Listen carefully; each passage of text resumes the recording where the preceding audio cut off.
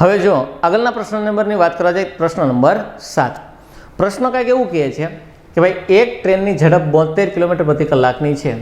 જો તેને એક થાંભલાને પસાર કરતા 10 સેકન્ડ લાગે તો ટ્રેનની લંબાઈ શોધો. પાછો વિચારો કે ભાઈ જો મારે થાંભલાને પસાર કરવો હોય તો એટલી તો આપણને એટલીસ્ટ આઈડિયા હોય જ તે કે ભાઈ થાંભલાને પસાર કરવા માટે અંતર ખાલી કોનું કાપવું પડશે? તો કે ટ્રેનનું કાપવું પડશે. શેની વાત છે ભાઈ? અંતરની વાત છે. રેડી? એટલે અહીંયા મને ટ્રેનની લંબાઈ તો પૂછી છે, એટલે કે મારે અંતર જ ફાઇન્ડ કરવાનું છે. તો અંતરનું સૂત્ર આપણને ખબર છે કે ભાઈ distance is equal to speed into time થાય. હવે ટાઈમ મને ઓલરેડી આપ્યો છે કે ભાઈ ટાઈમ કેટલા સેકન્ડ છે? તો કે 10 સેકન્ડ. એટલે અહીંયા ટાઈમની જગ્યાએ આપણે લખી નાખીએ 10 સેકન્ડ.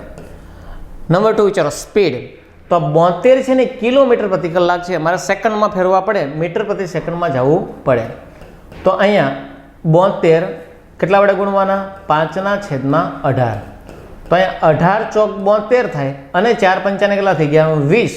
તો અહીંયાની સ્પીડ આવશે કેટલી આવવાની છે? તો કે 20 મીટર પ્રતિ સેકન્ડ. બંનેનો શું કરી નાખવાનો? ગુણાકાર. 20 ગુણ્યા 10 એનો મતલબ એવો થાય કે આ 200 મીટરનું ડિસ્ટન્સ છે અને થાંભલાને પસાર કરે છે, એનો મતલબ કે ટ્રેનની જ અંતર, ટ્રેનની જ લંબાઈ હશે. રેડી? એટલે કે જવાબ શું આવશે? 200 મીટર. આગળના પ્રશ્નમાં વધ્યા. આ વિગત નંબર 1નો ટાઈપ 2નો.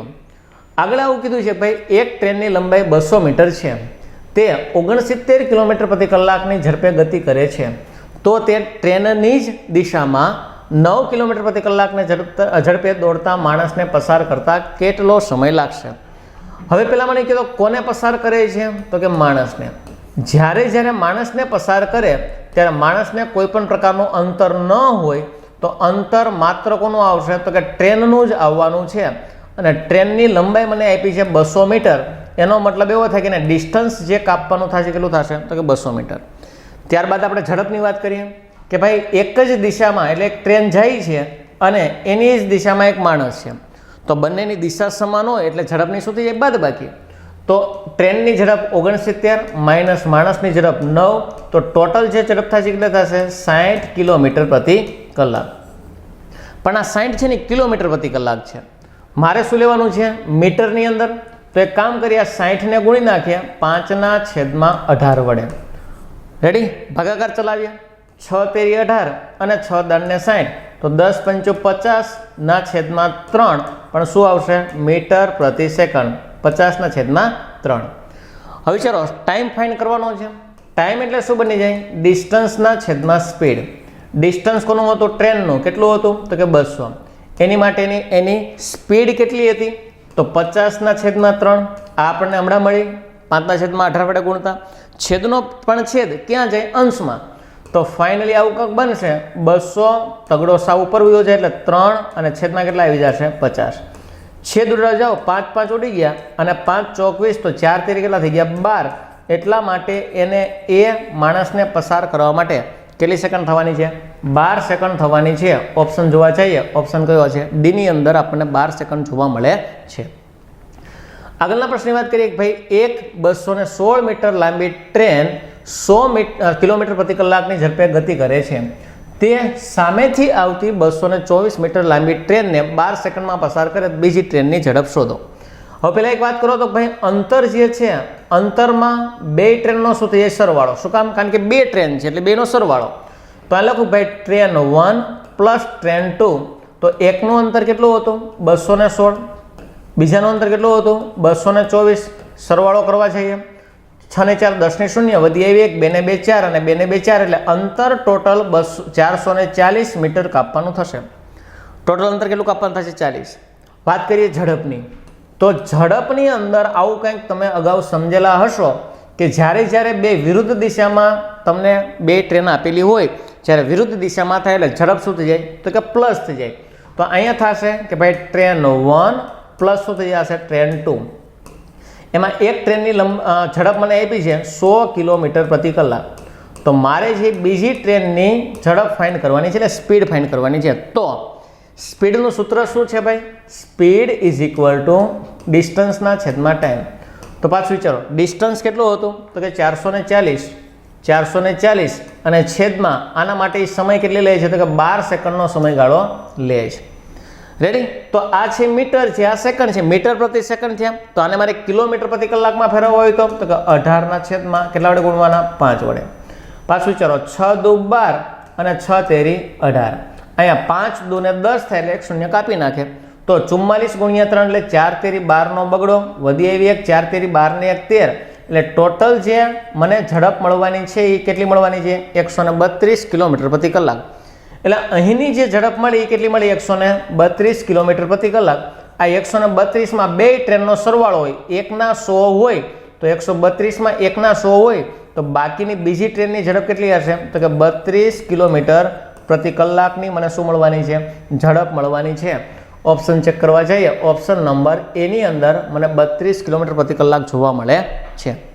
રેડી? આ કોન્સેપ્ટને આવી રીતના બે ટ્રેન સામે આવે એટલે સ્પીડ હંમેશા કેવી હોય? પ્લસ હોય. આગળ વધશું.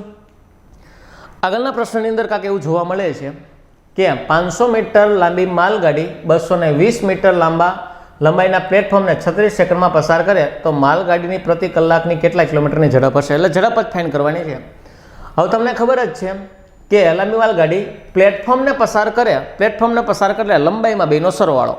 તો ટ્રેનની લંબાઈ કેટલી હતી ભાઈ? 500 પ્લસ પ્લેટફોર્મની કેટલી હતી? 220. તો ટોટલ એને 720 મીટરનું ડિસ્ટન્સ કાપવાનું છે અને આની માટે એને સમય કેટલો લીધો છે? 36. તો મારે સ્પીડ ફાઇન્ડ કરવા માટે સ્પીડ ઇઝ ઇક્વલ ટુ ડિસ્ટન્સના છેદમાં ટાઈમ. ડિસ્ટન્સ કેટલો આવ્યું ભાઈ? 720. એટલે અહીંયા લખી લઈએ 720 મીટર. અને આ ડિસ્ટન્સ કાપવા માટે એને સેકન્ડ કેટલી થાય છે ભાઈ? 36 સેકન્ડનો સમયગાળો લાગે છે. મીટર પ્રતિ સેકન્ડ હોય, કિલોમીટર પ્રતિ કલાકમાં ફેરવો હતો તો કે 18/5. રેડી? પાછું વિચારો, 18 દુ ને 36 થાય, 5 દુ ને 10 થાય તો એક શૂન્ય કાપી નાખીએ. તો અહીંયા જે ટ્રેનની ઝડપ આવશે કેટલી આવશે? 72 કિલોમીટર પ્રતિ કલાક. એનો મતલબ 1 કલાકમાં 72 કિલોમીટરનું ડિસ્ટન્સ કાપશે. એટલા માટે આપણા પ્રશ્નનો જવાબ જે આવવાનો શું આવવાનો છે? તો કે સી મને મારા પ્રશ્નનો ફાઇનલી ઉત્તર જોવા મળે છે. આગળનો પ્રશ્ન એવો કહે છે કે ભાઈ 60 કિલોમીટર પ્રતિ કલાકને ઝડપે જતી 90 મીટર લાંબી ગાડીને તે જ દિશામાં 50 કિલોમીટર પ્રતિ કલાકને ઝડપે જતી 110 મીટર લાંબી ગાડીને કેટલા સમયમાં પસાર કરશે? હવે બે ગાડીઓ આપેલી છે એટલે અંતરમાં હંમેશા પ્લસ જ થાય. એકનું અંતર કેટલું હતું? તો જતી 90 મીટર અને બીજીનું અંતર છે 110 મીટર. લખલા કે 9 પ્લસ 110 એટલે ટોટલ ડિસ્ટન્સ એને 200 મીટરનું કાપવું પડશે. ટોટલ ડિસ્ટન્સ કેટલું કાપવું પડશે ભાઈ? 200 મીટર. નંબર 2 વિચારો તો કે એની ઝડપ કેવી દિશા આપી છે? તેજ દિશા. તેજ દિશા એટલે બેની દિશા કેવી છે ભાઈ? સમાન દિશા. તો હંમેશા સમાન દિશા હોય તો બાદબાકી થાય. એકની ઝડપ છે 60, એકની ઝડપ કેટલી હતી ભાઈ આમાં આપી છે? તો કે 50. તો 60માંથી હું 50ને કાઢી નાખું એટલે મારી જે ઝડપ મળશે કેટલી મળશે? 10 કિલોમીટર પ્રતિ કલાક. રેડી? નંબર 2 વિચારો, મારે શું ફાઇન્ડ કરવાનો? ટાઈમ. ટાઈમ એટલે શું? ટાઈમ ઇઝ ઇક્વલ ટુ ડિસ્ટન્સના છેદમાં શું રહેવું છે ભાઈ? સ્પીડ રહેવી જોઈએ. ડિસ્ટન્સ તો મને મળી ગયું કે ભાઈ 90 અને 110 એટલે ટોટલ ડિસ્ટન્સ કેટલું કાપવાનું છે? તો કે 200 મીટરનું ડિસ્ટન્સ કાપવાનું છે. પણ સ્પીડની જો સ્પેશિયલી તમને વાત કરવા જાઓ તો સ્પીડ કિલોમીટર પ્રતિ કલાકમાં છે. મીટર પ્રતિ સેકન્ડમાં ફેરવવા માટે તો કે 5ના છેદમાં કેટલા વડે ગુણવાના? 18. છેદોડો 5 દુ ને 10 એટલે 5 વડે ચાલ્યો અને અહીંયા 9 દુ ને 18 એટલે અહીંયા 9 વડે ચાલશે. બેના અડધા કરી નાખ્યા. 5 5 25ના છેદમાં 9 એટલે લખવાનું થાય 25ના છેદમાં 9. તો પાછું વિચારો, ધારો કે 25ના છેદમાં હું અહીંયા 9 મૂકવા જઈશ તો તમને એટલો તો આઈડિયા હોય તો ભાઈ છેદનો છેદ ક્યાં જાય? અંશમાં. તો ફાઇનલી આવું કંઈક બને ભાઈ 200 ગુણ્યા 9ના છેદમાં 25. રેડી? 25 ચોક 100 થાય, 25 8 200 એટલે અહીંયા આવ્યા 8 અને 8 9 ને 72 એટલે એને સમયગાળો છે લાગવાનો છે. કેટલી સેકન્ડ થવાની છે? 72 સેકન્ડનો સમયગાળો થવાનો છે. એટલે આપણા પ્રશ્નનો જવાબ શું આવશે? તો કે સી જવાબ આવવાનો છે. રેડી? અલગ અલગ તમે જોઈ શકો ભાઈ સોલ્યુશન બહુ ઇઝી અને નાનું એવડું છે. વધ્યા આગળના પ્રશ્નની અંદર. તો હવે તમારો હોડીનો પ્રશ્ન આવે છે. હોડીની અંદર મારે બે વસ્તુનો કોન્સેપ્ટ તમને સમજાવવો છે. એક આવે પ્રવાહની દિશા, પ્રવાહની દિશા, અને એક આવે એ પ્રવાહની વિરુદ્ધ દિશા, વિરુદ્ધ દિશા. અને હું એટલો એક તમારી પાસે એટલી આશા જરૂરથી રાખીશ કે ભાઈ તમે ક્લાસ 1ના વિડીયો જોઈ રહ્યા છો તો પ્રવાહની દિશામાં શું કરવાનું હોય, પ્રવાહની વિરુદ્ધની દિશામાં શું કરવાનું હોય. નંબર 2 શાંત પાણીમાં હોડીની ઝડપ કેવી રીતે મળે, પ્રવાહની ઝડપ કેવી રીતે મળે, આ બધા કોન્સેપ્ટ તમને આવડતા હશે એવી હું એક એક્સપેક્ટેશન તમારી પાસેથી રાખું છું. તો પ્રવાહની દિશા, જે દિશામાં પ્રવાહ વહે છે એ જ દિશામાં હોડી જાય એનો મતલબ એવો થાય કે હોડીની સ્પીડમાં વધારો થાય. તો અહીંયા તમારે હોડીની સ્પીડ અને પ્લસ પ્રવાહની સ્પીડ શું કરવી પડશે, પ્લસ કરવી પડશે, બેનો સરવાળો. પણ પ્રવાહ જે દિશામાં આવે છે એની સામે હોડી જાય એટલે હોડીની સ્પીડમાં શું થઈ જાય, ઘટાડો. એનો મતલબ એવો થાય કે હોડી માઇનસ શું કરવો પડશે, પ્રવાહ. આ બે કોન્સેપ્ટની મેં તમને વાત કરી, આ તમને આવડતો જ હશે. હવે આપણે છે ને જે પ્રશ્ન આપેલો છે ને એનો ઓપ્શન ઉપરથી જોશું તો વધારે વેલ એન્ડ ગુડ રહેશે અને મજા પણ આવશે. ફોર એક્ઝામ્પલ ધારો કે વિચારો તો કે એક મોટર બોટની સ્થિર પાણીમાં ઝડપ કેટલી આપી છે, 12, એટલે કે હોડીની ઝડપ મને 12 આપેલી છે. ત્યારબાદ વિચારો તો કે પ્રવાહની દિશામાં 45 કિલોમીટરનો મૂળ સ્થાનેથી પરત ફરે, જો તેને સમગ્ર મુસાફરી કરતાં કુલ 8 કલાકનો સમય લાગતો હોય તો મારે પ્રવાહની ઝડપ શોધવાની છે. કોની ઝડપ શોધવાની છે, પ્રવાહ. પાછું વિચારો તો ધારો કે અહીંયા હું લેવા જાઉં, મારે ડિસ્ટન્સ કેટલું કાપવાનું છે, 45 કિલોમીટર. રેડી? ટોટલ સમયગાળો કેટલો લાગે છે, તો કે 8 કિલોમીટરનો સમયગાળો લાગે છે. એમાં ઓલરેડી મને મારા હોડીની ઝડપ આપી દીધી છે. તો હું કોઈ જગ્યાએથી પાછો આવું અને પ્રવાહ વચ્ચે છે તો એક વખત મને પ્રવાહ સપોર્ટ કરશે, એટલે એકવાર મારી સાથે હશે. જો પ્રવાહ આમ વહે છે તો હું એ બાજુ જઈશ એટલે પ્રવાહ મને સપોર્ટ કરશે, પણ હું ત્યાંથી પાછો આવીશ એટલે મને નડશે. નંબર 2 વિચારો, પ્રવાહ ધારો કે આ બાજુ મારી સાઈડ વહે છે, હું આમ જાઉં છું એટલે પહેલી વાર મને નડશે અને પાછો વળીશ ત્યારે સપોર્ટ કરશે, એટલે એકવાર પ્રવાહ પ્લસ થશે, એકવાર પ્રવાહ શું થશે, માઇનસ. ફોર એક્ઝામ્પલ પેલો ઓપ્શન વિચારો, 2.4, મારી ઝડપ કેટલી હતી ભાઈ, 12.2. 12.2માં એક વખત હું જાઉં છું એટલે પ્રવાહ મને સપોર્ટ કરે છે, તો 12 આ અને પેલો ઓપ્શન 2.4, તો અહીંયા ટોટલ 14.4નો મને જવાબ મળશે. તો શું હું 45 ને 14.4 વડે ભાગી શકું? ન ભાગી શકાય, એટલે કે આ મારો વિકલ્પ હશે નહીં, એટલે કે પેલો ઓપ્શન મેં કાઢી નાખ્યો. પાછો વિચારો, 3 કિલોમીટર પ્રતિ કલાક છે, તો ધારો કે હું અહીંથી મારી હોડીની ઝડપ કેટલી છે, 12, પ્લસ પ્રવાહ મારે શોધવાનું, એટલે ઓપ્શન ઉપરથી લીધા, પ્લસ અહીંયા 12ની અંદર 3 નાખીશ કારણ કે મને એક વખત પ્રવાહ સપોર્ટ કરવાનો છે. તો 12 હતા અને 3 થઈ ગયા, તો હવે મારી ઝડપ કેટલી હશે, તો કે 15 કિલોમીટર પ્રતિ કલાકની હશે. પાછું વિચારો, 15 તેરી 45, એટલે 3 કલાક મને થઈ. જાતા મને ખાલી કેટલી કલાક થઈ, 3. પણ રિવર્સ પાછો હું આવું છું, કિલોમીટર તો એના જ છે, રિવર્સ પાછો આવું ત્યારે મને પ્રવાહ નડશે. એક વખત સપોર્ટ કર્યો છે, 12માં મેં 3 એડ કર્યા છે, પણ રિવર્સ પાછો આવું છું ત્યારે મને પ્રવાહ શું થવાનો, નડવાનો. એટલે કે 12 તો હતા જ અને એમાંથી મારે 3 શું કરી દેવા પડે, માઇનસ. તો રિવર્સ આવું ત્યારે મારી ઝડપ કેટલી હશે, 9 કિલોમીટર પ્રતિ કલાક. તો વિચારો 45 કિલોમીટર છે એને 9ની ઝડપથી કાપો એટલે 9 પંચાને 45, તો એ સમયે કેટલી કલાક થશે, 5 કલાક. જોઈ લ્યો તો કે 5 ને 3 ટોટલ 8 કલાક તમને જોવા મળે છે. એટલા માટે મારા પ્રશ્નનો જવાબ શું આવશે, તો કે બી મારા પ્રશ્નનો જવાબ આવશે. હવે એક બીજું તમને કહી દો, જો તમને આ જ ફંડા ખબર નથી તો મેં તમને અગાઉ કીધું છે કે ભાઈ પેડઅપ એપ્લિકેશનનો તમે સહારો લઈ શકો, કારણ કે બધી વસ્તુ અત્યારે એવું જ માનવું પડે, કારણ કે આપણે અત્યારે પ્રશ્નને સોલ્વ કરીએ છીએ, બેઝિક ભણવા બેઠા નથી. તો જે વ્યક્તિને આ વસ્તુ ન આવડતી હોય, આ વસ્તુનો આઈડિયા જ ન હોય, તો એ મહેરબાની કરીને આગળ તમેના જે વિડીયો છે એ પ્લીઝ એમાં જોઈ લેજો, તો જ તમને આમાં મજા આવશે અને સમજાશે. આગળ વધીએ. એક હોડીની સ્થિર પાણીમાં ઝડપ 16 કિલોમીટર પ્રતિ કલાકની છે. જો નદીના પ્રવાહની ઝડપ 3 કિલોમીટર પ્રતિ કલાક હોય તો હોડી સામા પ્રવાહે 30 મિનિટમાં કેટલું અંતર કાપશે. સામો પ્રવાહ એટલે શું, તો કે હોડીમાંથી મારે પ્રવાહની ઝડપ બાદ કરવી પડે. તો પાછું વિચારો, હોડી માઇનસ મારે જે પ્રવાહ જે છે સ્ટ્રીમ, એને શું કરી દેવું પડે, બાદ. તો વિચારો હોડીની ઝડપ કેટલી હતી, તો કે 16, એમાં પ્રવાહની ઝડપ કેટલી હતી, તો કે 3. રેડી? તો 16માંથી 3 બાદ કરી દો એટલે મારી ઝડપ કેટલી વધી, 13 કિલોમીટર પ્રતિ કલાક. તો આનો મતલબ શું છે કે 1 કલાકમાં એ 13 કિલોમીટરનો ડિસ્ટન્સ કાપી નાખે. પણ આપણને શું પૂછ્યું, 30 મિનિટમાં.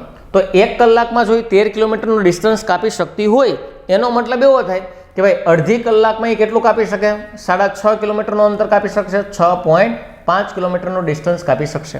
રેડી? હજી એકવાર, 1 કલાકમાં 13 કિલોમીટરનું ડિસ્ટન્સ કાપી શકે, મારે તો અડધી કલાક જ લેવાની છે, તો ભાઈ 13ના અડધો જ સમયગાળો છે, માપ પણ અડધું જ થશે. એટલા માટે અહીંયા આપણા પ્રશ્નનો જવાબ શું આવશે, 6.5 કિલોમીટર પ્રતિ કલાક. પછી આગળના પ્રશ્નની અંદર આગળનો પ્રશ્ન એવું કહે છે કે એક હોડી 1 કલાકમાં પાણીના સીધા પ્રવાહમાં 40 કિલોમીટર પ્રતિ કલાક તરી જાય છે અથવા તો જાય છે અને તેટલું જ અંતર ઉલટા પ્રવાહમાં 2 કલાક થાય છે. જો હજુ બોટ પાણીમાં પ્રતિ કલાકની કેટલી ઝડપ હશે? એટલે કે અહીંયા છે ને શાંત પાણીમાં આપણને પૂછેલું છે. કેવી પાણીમાં પૂછ્યું? શાંત. હવે જો શાંત પાણીમાં પ્રશ્ન પૂછવામાં આવે, શાંત પાણીમાં એટલે કે બોટની એક્ઝેક્ટ જે ઝડપ છે એની સાચી ઝડપ શું પ્રવાહ ન હોય તો શાંત પાણીમાં કેટલું તરી શકે? તો આના માટે મારે આવું કાંઈક કરવું પડે કે ભાઈ પ્રવાહની દિશામાં ઝડપ પ્લસ પ્રવાહની વિરુદ્ધની દિશામાં ઝડપ, વિરુદ્ધની દિશામાં ઝડપ અને છેદમાં કેટલા મૂકવા પડે? 2. આ એક સૂત્ર છે જે તમને એપ્લિકેશનની અંદર જોવા મળશે બધી જ વસ્તુ. રેડી? તો અહીં એક સમજો તો એને શું કીધું છે કે 1 કલાકમાં સીધા પાણીમાં 40 કિલોમીટર તરી જાય છે. એનો મતલબ એવો થાય પ્રવાહની દિશાની જે ઝડપ હશે એ 40 કિલોમીટર તરે છે. કેટલા કલાકમાં ભાઈ? 1 કલાકમાં. એનો મતલબ એવો થાય કે એની ઝડપ કેટલી હશે? તો કે 40 કિલોમીટર પ્રતિ કલાક. પણ એને શું કીધું? પ્રવાહની વિરુદ્ધની દિશામાં. તો કે પ્રવાહની વિરુદ્ધની દિશામાં એટલું જ અંતર એટલે કેટલા કિલોમીટર? તો કે 40 કિલોમીટરનું અંતર. અને 40 કિલોમીટરનું અંતર કેટલા કલાકમાં કાપાય છે? તો કે 2 કલાક થાય છે. તો કે 40ના છેદમાં જો 2 હોય તો 20 દુને 40 થાય. એનો મતલબ એવો થાય કે એની ઝડપ કેટલી હશે? 20 કિલોમીટર પ્રતિ કલાક. તો મને બે ઝડપ મળી ગઈ. પ્રવાહની ઝડપ 40 છે, પ્રવાહની વિરુદ્ધની દિશામાં 20 છે. તો બેનો સરવાળો કરો. 40 પ્લસ 20 અને છેદમાં કેટલા આવશે? 2. 40 અને 20 60 થાય. 60ના છેદમાં 2 હોય તો એની શાંત પાણીમાં ઝડપ કેટલી આવશે? તો કે 30 કિલોમીટર પ્રતિ કલાકની આવવાની છે. રેડી? તો 30 કિલોમીટર પ્રતિ કલાક ઓપ્શન જોવા જઈએ, ઓપ્શન નંબર કયો બને છે? તો કે સી. હવે જે મેં તમને કીધું કે પેડઅપ એપ્લિકેશન છે, વિડીયો છે, એની અંદર આ સૂત્ર શું કામ બને છે ને? આવું બનવા પાછળનું કારણ શું છે? પ્રવાહ હશે તો શું થશે? માઇનસ થઈ જશે અને છેદમાં તો 2 તો એમનામ જ રહેશે. હોડી હોય તો પ્લસ, પ્રવાહ હોય તો માઇનસ. તો આવું બનવા પાછળનું કારણ એક સમીકરણ છે. સમીકરણને કેમ ઉકેલવું અને એમાંથી શું કામ બને છે એ બધી જ વસ્તુનું એક્સપ્લેનેશન તમને ડિટેલમાં ત્યાં જોવા મળશે.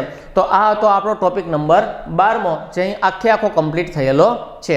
સમય કાર્ય અને વેતન, નળ અને ટાંકી, સાંકળનો નિયમ, સમયાંતરના ઝડપ, હોડી અને ટ્રેનવાળા પ્રશ્ન આપણે અહીં 12મા ટોપિકની અંદર જોયા. અને આઈ હોપ કે મજા આવેલી હશે. બેઝિક જો એક તમારું સ્ટ્રોંગ ન હોય તો એટલું રિકોમેન્ડેડ જરૂરથી કરીશ કે ભાઈ બહુ લો કોસ્ટની અંદર તમને વિડીયો જોવા મળે છે તો એકવાર આખો કોર્સ કમ્પ્લીટ કરી જ નાખવાનો યાર. પરીક્ષાની અંદર માત્ર ને માત્ર આપણા કેરિયર માટે જ્યારે આપણે 25 થી 30 હજાર રૂપિયાની ફી ભરીને જો આપણે એ લેતા હોય અને એમાં ધારો કે આપણે જાતા હોય તો પણ તમને એટલું કહી દો એનું તમને ડિટેલ જે એનાલિસિસ છે અહીંયા એના જેટલું તમને જોવા નહીં મળે. રેડી? બહુ લો કોસ્ટ છે. એકવાર એની વિઝિટ કરશો તો તમને ઘણું બધું નવીન બહુ ઓછા પૈસા જાણવા મળશે. તો મળીએ 13મા કોન્સેપ્ટની સાથે આગળના વિડીયોમાં. ત્યાં સુધી થેન્ક યુ વેરી મચ.